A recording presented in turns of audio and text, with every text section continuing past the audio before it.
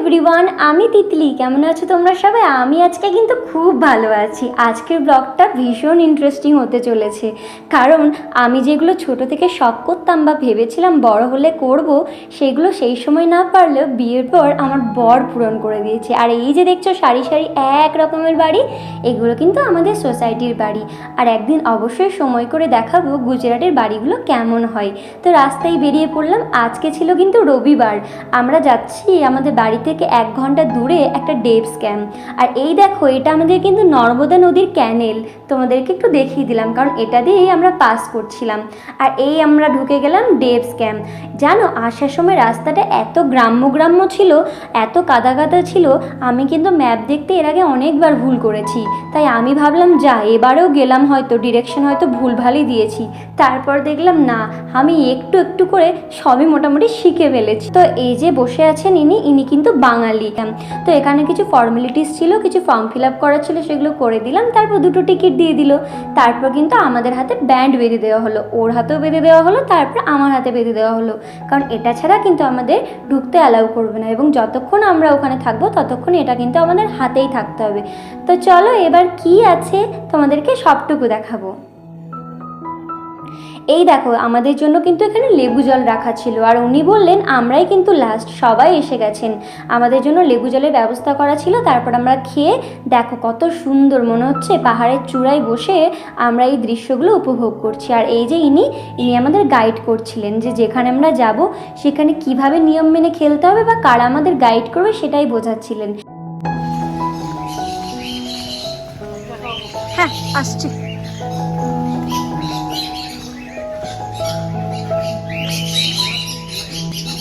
তার আগে বলে নিই, এখানে কিন্তু আমাদের জন্য ব্রেকফাস্টের ব্যবস্থা ছিল। তার আগে আরেকটা কথা বলে নিই, যে এখানে টিকিট লেগেছিল কিন্তু জিএসটি নিয়ে 2600 টাকা আমাদের দুজনের। ব্রেকফাস্টে ছিল ইডলি, ধোগলা আর পোহা এবং বিভিন্ন রকম আইটেম। আমি সবটা ক্যাপচার করতে পারিনি, ভুলেও গেছি। তো আমার বর তেল কম খাওয়ার জন্য ইডলি নিয়েছিল, আর আমিও ওকে দেখে দেখে ইডলিই নিয়েছিলাম। এখানে কিন্তু আমাদের একবেলার খাওয়ার ব্যবস্থা নেই, 3 বারের খাওয়ার ব্যবস্থা আছে। আর ওই টিকিটের মধ্যেই কিন্তু আমাদের অ্যাক্টিভিটিস এবং খাওয়ার সব কিছু ইনক্লুডেড। তো এখানে খেতে খেতে মোটামুটি 10 মিনিট লাগলো। তারপর আমাদের এই যে আরেকটা দাদা এলো, ইনি কিন্তু আমাদেরকে নিয়ে যাচ্ছেন, ইনিও কিন্তু একজন গাইডেন্স। তারপর এই দেখো, এটা দেখে আমার কিন্তু সেই শৈশবের কথা মনে পড়ে গেল। আমি আমার বরকে বলি সবসময় আমার একটা খুব স্বপ্ন আছে, যেটা হচ্ছে 4 চাকা চালানো। তো আমার বর বলছে 4 চাকা চালানো তো তোমার এখন আর হলো না, তাই লাইট 4 চাকা তোমাকে চালিয়ে দিলাম। এইভাবে আমাকে লেগ পুলিং করছিল। আর এই গাড়িটা আমি একদমই চালাতে পারছিলাম না, কারণ আমি স্টিয়ারিং ঘোরাতেই পারছিলাম না। তারপর আমার বর বল, দাঁড়াও দাঁড়াও, সব তোমার দ্বারা হবে না, এবার আমাকে দাও। তো চলো এবার আমার বর করবে, আমি দেখি ও পারে কিনা আদৌ। যদিও না পারে তাহলে ওকে আমি লেগ পুলিং করবো। এবার গাড়ি চালাবে আমার বর। 4 চাকা চালানোর আমার খুব শখ, তো এই লাইট 4 চাকা আমাকে চালিয়ে আমাকে উপভোগ করালো। তো চলো এবার দেখি সে কেমন চালায়। আমাকে তো বললো, আমি পারলাম না। ডোডো তারপরে দেখলাম এ ভগবান, আমার কর্তামশাই সাথে এই বিষয়ে প্রো। আর হ্যাঁ, অনেক ছোট ছোট বাচ্চা কিন্তু আমার নাকের ডগা দিয়ে গাড়ি চালিয়ে চলে যাচ্ছিল, আর আমি কিন্তু সেখানে দাঁড়িয়ে দাঁড়িয়ে দেখছিলাম। তো আমার লজ্জা লাগছিল, আমি এত বড় তাও গাড়ি চালাতে পারছিলাম না।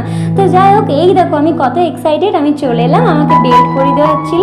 আর হ্যাঁ, যা যা খেলবো, এই যে আমার কোমরে বেল্ট, তার সাথে একটা দড়ি আছে। আর আমি যেগুলো খেলবো তার ওপরে একটা তার থাকবে, সেই তারের মধ্যে কিন্তু এই হুকটা লাগিয়ে দেওয়া হবে, কারণ আমি যদি বাই চান্স পড়ে যাই তাহলে সেই দড়ির মধ্যে ঝুলতে থাকবো বাঁদরের মতো।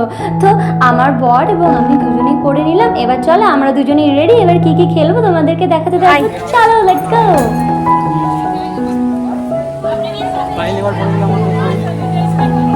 জানো, আমি ভোরবেলাতে টিভি খুলে বসে থাকতাম, একটা চ্যানেলে কিন্তু এই খেলাগুলো দেখাতো, আর আমি আর আমার ভাই বসে বসে দেখতাম। তো আমি তখনই ভেবেছিলাম যে এইগুলো কোথায় পাওয়া যায়। ছোটোবেলায় আমাদের অনেক কিউরিয়াসিটি হয় না, এগুলো কোথায় পাওয়া যায়, কিভাবে পাওয়া যায়, খেলবো। তো আজকে খেলে আমার ভীষণ মজা লাগছে। তো দেখো সবাই খেলছে, আর আমার বড় কিন্তু প্রিপেয়ার হয়ে গেছে। আর হ্যাঁ, আমার শখেই কিন্তু এসেছে। তারপর আমি বললাম যে আমরা দুজনেই খেলবো, কিন্তু তুমি বসে থাকবে না। আর ও আমাকে বলছে হ্যাঁ হ্যাঁ, আমি জিম করি, দেখো আমি তোমার থেকে বেশি সব কিছু করতে পারবো, কারণ আমার স্ট্যামিনা তোমার থেকে অনেক বেশি। তো আমি বললাম চলো রেস করা যাক, কিন্তু ওর থেকে আমি 2টো গেম এক্সট্রা করেছি। তো এখানে আমাদের অ্যাক্টিভিটিসগুলো করছিলাম, আর ওকে দেখে দেখে ইন্সপায়ার্ড হয়ে আমি নেক্সটগুলো করছিলাম। তো ওখানে একটা দাদা ছিল, আমি ওনাকে ফোন ধরিয়ে বললাম যে একটু ভিডিও করে দেবে, তাহলে আমরা দুজনেই খেলাটা খেলবো। তো প্রথমে না করছিল, কারণ কারোর ফোন চুরি হয়ে গেলে মুশকিল। তো তারপর উনি বললো যে হ্যাঁ ঠিক আছে দিন। আর আমি বললাম ফোন চুরি হয়ে গেলে হয়ে যাবে, আমি আপনাকে কিচ্ছু করবো না, যদি ভিডিওটা আপনার স্বেচ্ছায় করে দিতে চান তো একটু করে দিন। আর এই দেখো, এটা কিন্তু ছিল সব থেকে টাফেস্ট, কারণ এটা এত নোট ছিল যে মনে হচ্ছিল পড়েই যাব। আর তারপর এত ক্লান্ত হয়ে গেছে, একটু জল খেয়ে নিলাম। আর হ্যাঁ, এখানে কিন্তু শেষ না, তারপর আবার যাব। তার আগে দেখলাম যে দাঁড়াও তোমাদেরকে দেখাই, এখানে কিন্তু থাকারও ব্যবস্থা আছে, টেন্টেরও ব্যবস্থা আছে। আর টেন্টের সামনে কিন্তু এরকম একটা দোলনা ছিল। দাঁড়াও তোমাদেরকে টেন্টগুলো একবার দেখাই।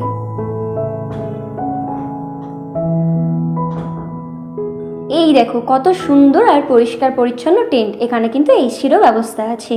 আর ঘরটা কিন্তু ভিতর দিকে খুবই সুন্দর। যারা এই টেন্টে থাকবে তারা এই দোলনার এবং ওই সামনে মাঠে যাওয়ার পারমিশন পাবে, আর যারা টেন্টে থাকবে না তারা কিন্তু পারমিশন পাবে না। আর এই ঘরে কিন্তু উকি মারা চলবে না, কিছু কিছু নিয়ম আছে।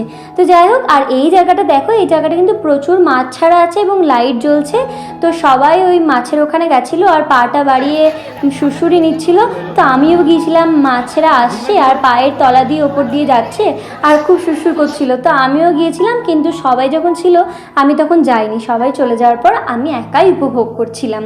তো এখানে একটু মাছেদের সাথে খেলা টেলা করে, ধরতে তো পারলামই না এবং টাচও করতে পারলাম না। তো তারপরে একটু খেলা করে আমি নিচে চলে এলাম। তারপরে চলে এলাম লাঞ্চে, কারণ অনেক খেলেছি, আমার খিদেও পেয়ে গেছিলো। আর এখানে এসে দেখলাম বিশাল আয়োজন। এখানে ছিল বেবিকর্ন, আর তন্দুরি রুটি, হোয়াইট সস পাস্তা, বিভিন্ন সবজি, তারপরে হচ্ছে তোমার জিরা রাইস, আইসক্রিম, গোলাপ জামুন, আনলিমিটেড স্যুপটা তো খুবই ভালো ছিল, আনলিমিটেড দইয়ের ঘোল। তো বিশাল বিশাল এলাহি আয়োজন ছিল। অত আমি খাবারের নামও জানি না, আর আমি নিয়েও নি। তো মোটামুটি খাওয়া শেষ। আর এই দিকে আমার বর, ও তো তেল মশলা খায় না, আর এখানে খুব তেল মশলা ছিল, তার জন্য দেখো ও শুধু খেয়েছে এত গাদা গাদা দইয়ের ঘোল। আর আমি বলছিলাম যে দেখো তুমি যে গ্লাসগুলো জড়ো করেছো, আমি সেইগুলোই ক্যাপচার করে দেখাতে চাই ভিডিওতে। তারপর আমি চলে এলাম চেঞ্জিং রুমে। এখানে কিন্তু আমি এবার সুইমিং পুলে নামবো, তাই আমি আমার নিজের ড্রেস চেঞ্জ করে নিলাম। আর আমার বরেরও ড্রেস চেঞ্জ হয়ে গেল, ও অলরেডি ঠান্ডায় জল পেয়ে নেমে গিয়েছে। তো হ্যাঁ, এবার আমিও নামবো। আর এখানে খুব বলিউডে ভালো ভালো গান বাজছিল, তো আমরা একটু দুজনে ডান্স করে নিলাম। আর হ্যাঁ, আমরা কিন্তু এইভাবেই সবসময় এনজয় করতে থাকি যতটুকু পারি, কারণ জীবন হচ্ছে খুব ছোট। তো এখানে এনজয় করে নিলাম। আর এই দেখো কেমন দৌড়ে দৌড়ে হাঁটছে, কারণ সুইমিং পুল থেকে উঠে এখানে যা গরম ছিল না, মনে হচ্ছে পা পুড়ে যাবে। এখন আমরা যাচ্ছি কিন্তু রেনিং বাথে, কারণ ওপর থেকে বৃষ্টির মতো যেমন আমাদের শাওয়ার হয় বাথরুমে, ওরকম জল পড়বে। তারপর জানতে পারলাম ও মা, মোটরটাই খারাপ, তাই আগে থেকে যে জলগুলো ছিল সেই জলেই সবাই মিলে মজা নিচ্ছিল। আমরাই প্রথম গেছিলাম, আমাদের দেখে তারপর সবাই এলো। আর ও আবার চলে গেল চেঞ্জিং রুমে, এবার কিন্তু শুকনো জামা কাপড় পরে আসবে। তো ভিডিও মোটামুটি এখন এতটুকুই শেষ। তারপর তোমাদেরকে দেখিয়ে দিই যে আমার ফ্রেশ হয়ে গেল। এবার ফ্রেশ হয়ে যাব আমি স্ন্যাক্স খেতে। আবার স্ন্যাক্সের কাছে ছিল চা এবং কফি, বিভিন্ন বিস্কিট, পাওভাজি, বিভিন্ন জিনিস ছিল। আজকের ভিডিও এতটুকুই, দেখা হচ্ছে নেক্সট ব্লগে, ততক্ষণের জন্য টাটা।